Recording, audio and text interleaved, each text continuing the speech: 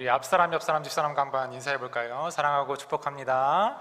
사랑하고 축복합니다. 네, 사랑하고 축복합니다.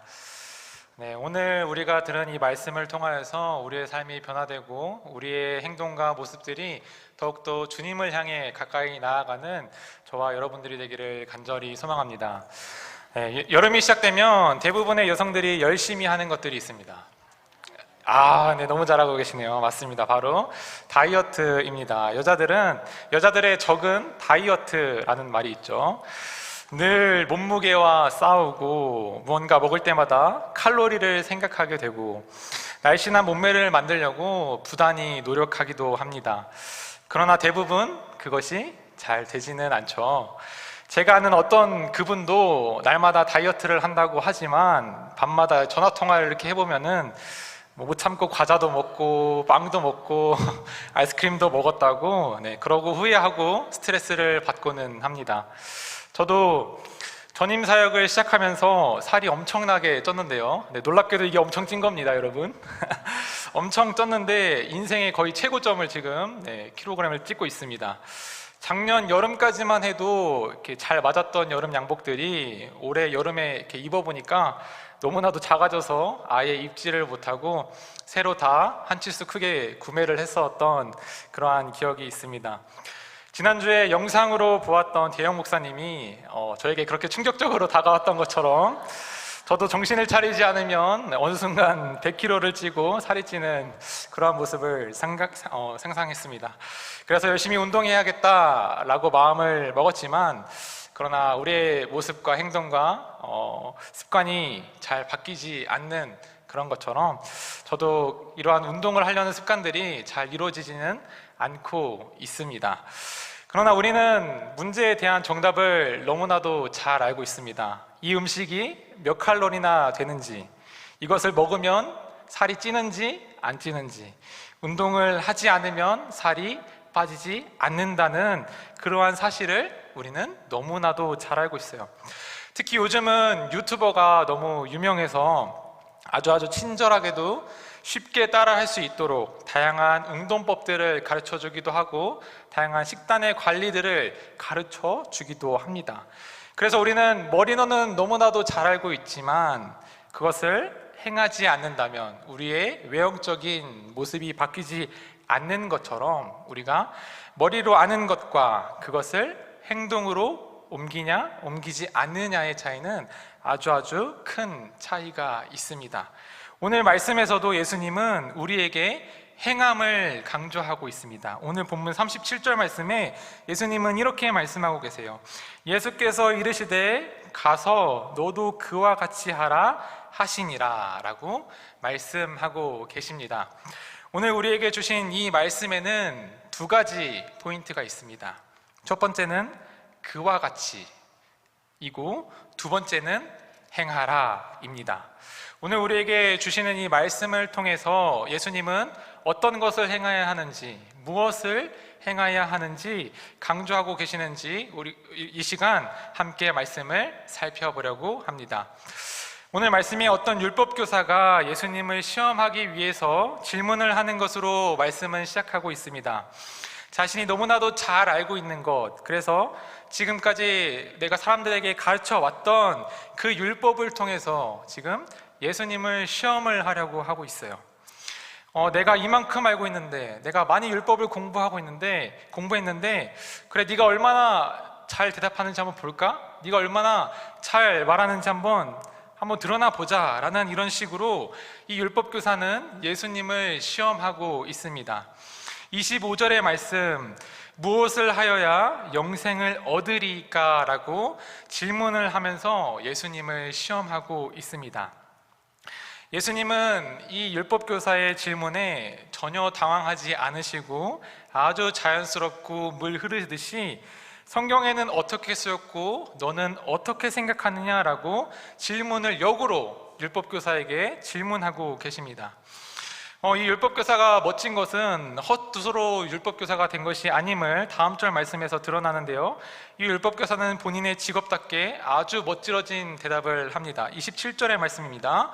내 마음을 다하고 목숨을 다하며 힘을 다하며 뜻을 다하여 주 너의 하나님을 사랑하고 또 내 의식을 내 자신과 같이 사랑하라 하였나이다 라고 아주 청산유수처럼 예수님의 질문에 당황하지 않고 대답하는 이러한 모습을 보여주고 있는 것이죠.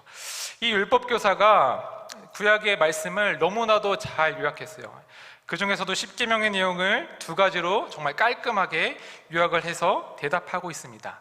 하나님을 사랑하고 그리고 누구를 사랑하라? 이웃을 사랑하라 라고 말하고 있습니다. 이 율법교사의 대답이 재미있는 것은 그의 대답이 신명기 6장 5절의 말씀을 인용했는데 우리 한번 함께 읽어볼까요? 신명기 6장 5절의 말씀을 한번 읽어보겠습니다. 너는 마음을 다하고 뜻을 다하고 힘을 다하여 내 하나님 여호와를 사랑하라 라고 말하고 있어요. 근데 방금 전에 읽었던 27절의 말씀과 조금 다른 부분이 있습니다. 혹시 찾으셨나요? 뭐가 다르죠? 네, 맞아요. 신명기 6장 5절의 말씀을 다하고 인용을 해서 대답을 했는데, 그런데 여기에는 목숨을 다하여 라는 말씀이 없습니다. 그러니까 자기가 주관적으로 해석해서 자기의 말을 포함해서 목숨을 다해서 이것을 행해야 된다 라고 말하고 있는 것이죠. 이 율법이 얼마나 중요한지 자기의 해석이 첨부되어 있는 그러한 모습을 보여줍니다. 예수님은 이 율법교사의 대답을 들으시고 내 대답이 옳도다라고 말씀하십니다. 아주 정답을 말한 것 같아요. 아주 번듯한 정답을 그가 대답한 것 같습니다. 그런데 오늘 말씀에서 이상한 점은 이 율법교사가 처음에 어떻게 질문했죠? 어떻게 영생을 얻을 수 있습니까? 라고 예수님께 이렇게 질문을 했어요. 그럼 그에 대한 대답으로 이렇게 하면 영생을 행할 수 있다라고 예수님께서 말씀을 하셔야 하는데, 근데 예수님은 그렇게 말씀하지 않고 있으세요. 어떻게 말씀하시면 아주 무서운 말씀을 하십니다. 예수님은 이 율법교사에게 28절에 이렇게 말씀하십니다. 그렇게 하면 그러면 살리라 하시니 라고 말씀하고 계세요. 그럼 반대로 말하면 무슨 뜻이죠? 지금 너가 죽어가고 있다 라고 말씀하고 계신 거예요. 이 율법교사가 아무리 율법을 잘 알고 있지만 지금 너는 죽음을 향해 나아가고 있다라는 이러한 충격적인 말씀을 해주고 계신 겁니다.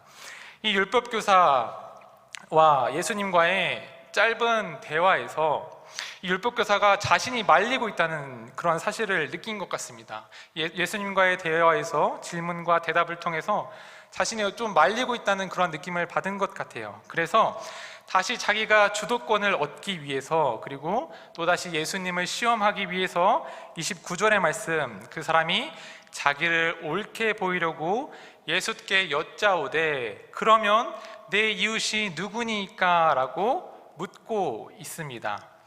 예수님께 이웃에 대한 개념을 제기하고 있는 거예요. 문제로 내고 있는 거예요. 이 질문이 궁금해서 그래서 예수님께 여쭤보는 것이 아니라 조금이라도 예수님이 잘못 말씀하시거나 어떤 작은 것이라도 잘못 대답하시게 되면 예수님을 비난하고 예수님을 책잡으려고 이러한 질문을 했습니다.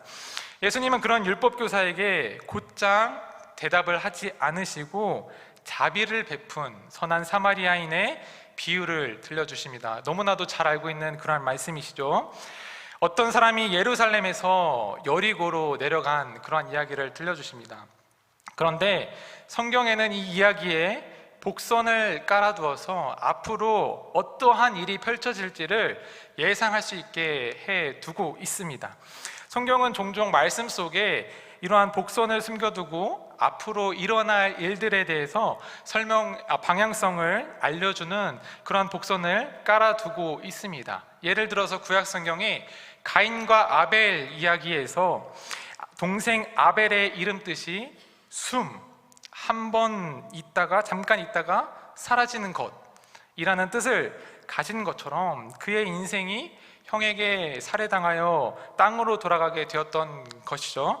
이처럼 성경에는 복선이 깔려 있는데 오늘 이 비유에도 복선이 깔려 있습니다. 어떤 복선이 깔려 있냐면 바로 예루살렘에서 여리고로 내려갔다라는 이 말씀에 복선이 깔려 있어요.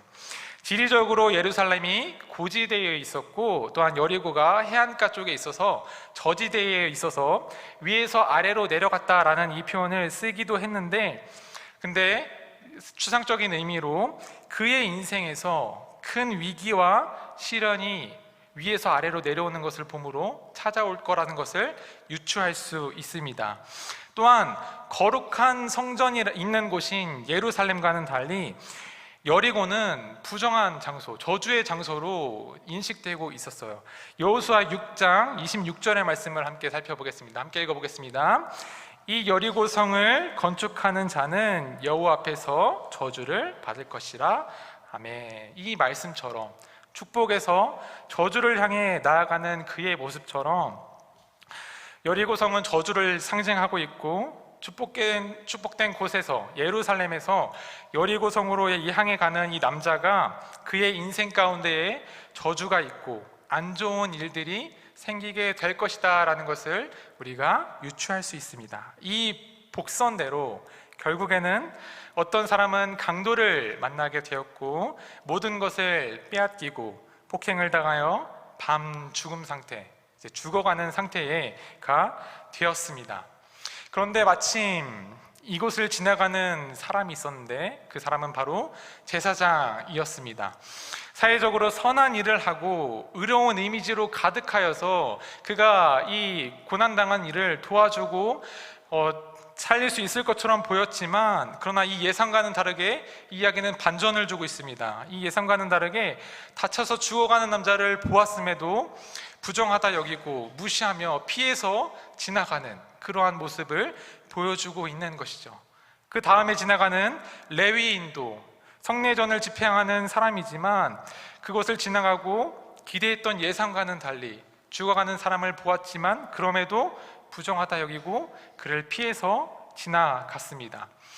마치 로마의 절대자 율리우스 카이사르가 암살을 당하여 죽임을 맞이할 때 그가 가장 아끼던 양아들 브루투스도 암살을 가담했던 것처럼, 그 양아들에게 배신을 당했던 것처럼 의롭고 선한 이미지인 제사장과 레위인이 죽어가는 사람을 눈앞에 봤음에도 불구하고 그냥 지나쳐가는 이런 충격과 큰 아픔, 큰 충격을 줌과 동시에 레위인과 제사장이 우리의 인식과는 다르게 선을 행하지 않는 그러한 비판이 이 성경 안에 담겨져 있습니다.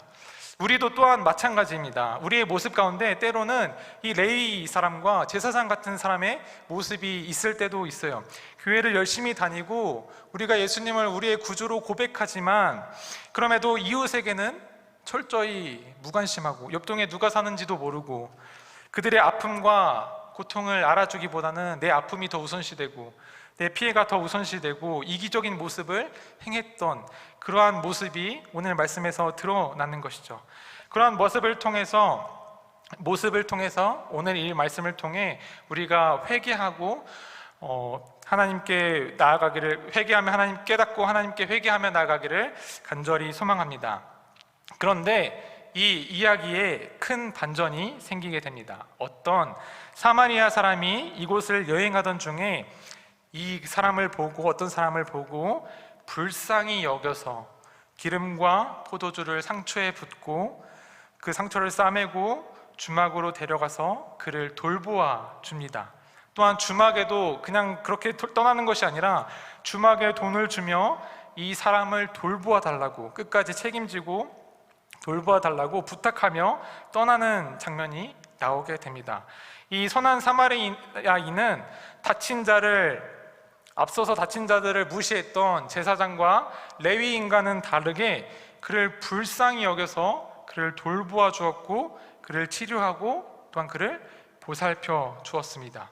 오늘 이 선한 사마리아인의 말씀은 우리가 너무나도 익히 들어서 잘 알고 있는 그러한 유명한 본문 말씀입니다. 제가 말하지 않아도 여러분들은 아마 다 머릿속으로 어떤 내용인지 다 이렇게 그려졌을 거라 생각이 됩니다. 오늘 본문으로 우리는 선이 행함을 이루어야 된다라는 이 말씀, 설교의 말씀을 끊임없이 수없이 들어왔습니다. 그런데 그 이전에 우리가 이 말씀을 살펴보아야 할 때 더욱 주의 깊게 살펴보아야 할 것은 이 이야기, 이 행함을 강조하기 이전에 이 이야기 비유 안에 예수님의 모습과 예수님의 사랑이 먼저 우리 안에 임재하고 있다는 것이에요. 이 비유 안에 예수님의 사랑이 임재되어 있다는 것을 나타내고 있습니다.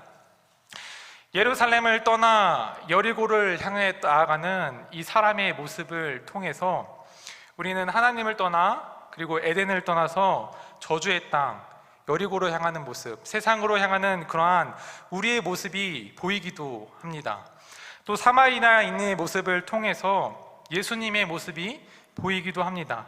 내려가는 길, 하늘에서 내려가는 이 길, 위에서 내려가는 이 길, 이 땅 가운데 육신의 옷을 입고 내려오신 그 예수님의 모습과 우리가 광도 만나고 나쁜 일을 당해서 고통받고 괴로워하며 힘든 일을 보내고 있을 때, 그래서 사망의 길로 가고 있을 때 사마리아인이 불쌍히 여기고 치료해 준 것처럼 사망을 향해 가는 우리를 불쌍히 여기시고 그저 우리를 내버려 두실 수 없으셔서 우리에게 다가와 주시고 우리를 치료해 주시는 그러한 모습이 겹쳐 보입니다.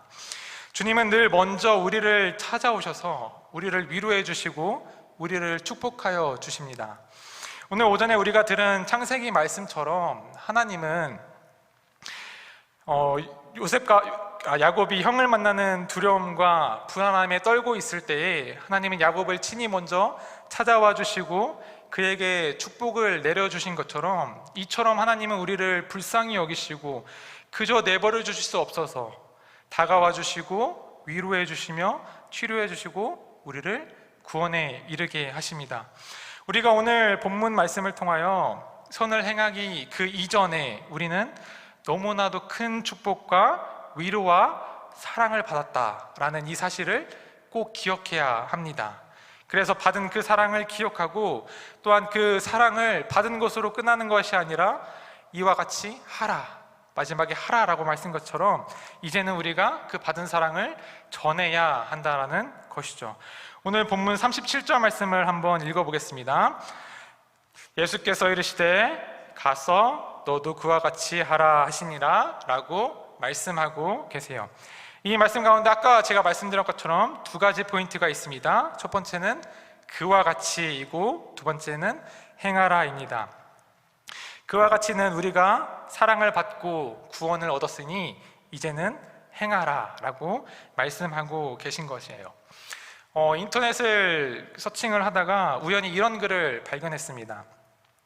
군대에 갔다 온 사람이 쓴 글이었는데 이제 친한 친구끼리 휴가 날짜를 맞춰서 사회에서 만나기로 한 거예요. 그래서 오랜만에 모여서 신나게 놀고 같이 저녁을 먹으러 가게 되었습니다. 근데 식당에 들어가서 밥을 먹는데 옆에 어떤 낯선 아저씨가 자꾸 우리 테이블로 말을 거는 겁니다. 머리가 짧고 이제 까무잡잡한 그런 얼굴을 보고 군인인 것을 아시고 혹시 군인이냐고 이렇게 물어보고 어디서 복무하냐고 이런저런 얘기를 나누게 되었다라는 거예요. 그런데 이런저런 얘기를 나누고 이제 밥을 먹고 있는데 갑자기 시키지도 않은 음식들이 자신들의 책상에 이렇게 올라오는 겁니다. 계속 비싼 음식들이 계속해서 올라오는 거예요. 그래서 이 음식들 시키지 않았는데 왜 자꾸 우리 테이블로 오지? 잘못 왔나? 라고 사장님께 말씀을 드렸는데 알고 보니 그 옆에 앉아있던 아저씨가 군인인데 고생하라고, 수고한다고, 나라 지켜줘서 고맙다고 그렇게 말씀을 하시면서 음식값들을 계산하고 날아가는 그러한 기억을 그러한 일을 겪게 됩니다. 이 작성자가 그러한 일을 겪고 나서 이제 군대에 전역하게 되고 학교에 가고 취업하고 그렇게 시간이 오래 지나게 되었어요. 10년이 넘게 지나게 되었습니다. 이제 회사에서 점심을 먹으러 갔는데 그 식당에 4명이 이렇게 앉아있는 모습이 보이는 거더래요. 그래서 봤는데 머리가 짧고 또 앳된 표정에 까무잡잡한 얼굴들이 보이더랍니다. 그래서 잊고 있었던 자신의 그 추억, 자신이 받았던 그 은사들이 갑자기 생각이 나서 그 옆 테이블로 가서 자신이 받았던 그 행동처럼 군대에서 휴가 나왔냐고, 그래서 맞다고 하니까 지켜줘서 고맙다고, 그리고 나가면서 비싼 음식들을 사주고 그 테이블에 음식들을 놓아주고 계산해주고 나아가는 그러한 일 기록을 제가 보았습니다. 이 사람이 이 일을 하면서 어떠한 자부심을 되게 느꼈다는 거예요. 어떠한 행복감을 되게 느끼게 되었다는 거예요. 잊고 있었던 기억이지만 내가 받았던 그 사랑을 이 밑에의 세대에게, 다음 세대에게 전하게 되니까 너무나도 행복했었다라고 말해 주었습니다. 그런 글을 보았습니다. 사랑은 받는 것으로 끝나는 것이 아니라 전할 때에, 계속해서 전할 때에 배가 되고, 또한 그리고 그 사랑이 계속해서 오래 유지될 수 있습니다. 야고보서 2장 14절 말씀에는 이렇게 말하고 있습니다. 함께 읽어보겠습니다. 네, 형제들아, 만일 사람이 믿음이 있노라 하고 행함이 없으면 무슨 유익이 있으리요? 그 믿음이 능히 자기를 구원하겠느냐? 아멘. 행함이 없으면 무슨 유익이 있으리요? 우리에게 행함이 없으면 그것은 죽은 믿음이다 라고 말하고 있습니다. 아무리 열심히 믿고 아무리 그 믿음이 뛰어나더라도 우리 가운데에 행함이 없으면 그것은 죽음뿐입니다. 예수님이 율법교사에게 하신 이 말씀처럼 행하라 그리하면 살리라 하신 이 말씀처럼 우리가 행함으로 나아가기를 간절히 소망합니다. 오늘 본문인 누가복음 10장의 바로 윗내용을 살펴보면, 누가복음 10장 1절부터 살펴보면 예수님은 제자들과 사람들이 행함을 실천할 수 있도록 수많은 노력을 기울이셨습니다. 72인을 세우시고요, 그리고 그곳 먼저 가려고 하시는 국내에 먼저 이들을 앞서서 보내셔서 파송하시는, 그래서 말씀을 전하게 하시는 그러한 모습을 보여주십니다. 근데 또 한편으로는 예수님은 2절 말씀에서 한탄하시기도 하세요. 추수할 것이 이렇게 많은데 일꾼이 적다라고 한탄하시기도 합니다. 우리 우암교회가 이 72명의 사람처럼, 예수님이 세우신 이 72명의 사람처럼 앞장서서 행하며 나아가는 저와 여러분들이 되기를 간절히 소망합니다. 선한 사마리아인 이야기에서 사마리아인은 마지막에 주막에 사람을 맡기고 길을 떠나면서 이 사람을 잘 보살펴 달라라고 말하고 있어요. 근데 이 모습이 예수님이 교회에게 상처받은 이 영혼들을 맡기면서, 상처받고 고난받은 자들을 맡기면서 잘 부탁한다라고 말씀하시는 것처럼 느껴집니다. 그리하여 예수님이 돌아올 때에 그것을 다 갚아주신다라고 말씀하고 계십니다.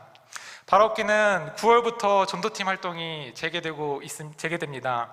좋은 믿음의 기회, 또 좋은 믿음의 실천, 이 행함의 자리 가운데 모든 여러분들이 나와서 참여하며 나아가는 여러분들이 되기를 간절히 소망합니다. 오늘 말씀을 통하여서 주님은 너도 가서 이와 같이 하라 라고 말씀하십니다. 우리에게 친히 오셔서 사랑을 주시고 구원하여 주시고 위로를 주신 그 은혜와 모든 축복을 우리가 기억하고, 이제는 받는 것으로 끝나는 것이 아니라, 받기만 하는 것이 아니라 너도 이와 같이 하라 라고 말씀하신 것처럼 이 믿음을 행함으로 실천하며 나아가는 저와 여러분들이 되기를 간절히 소망합니다.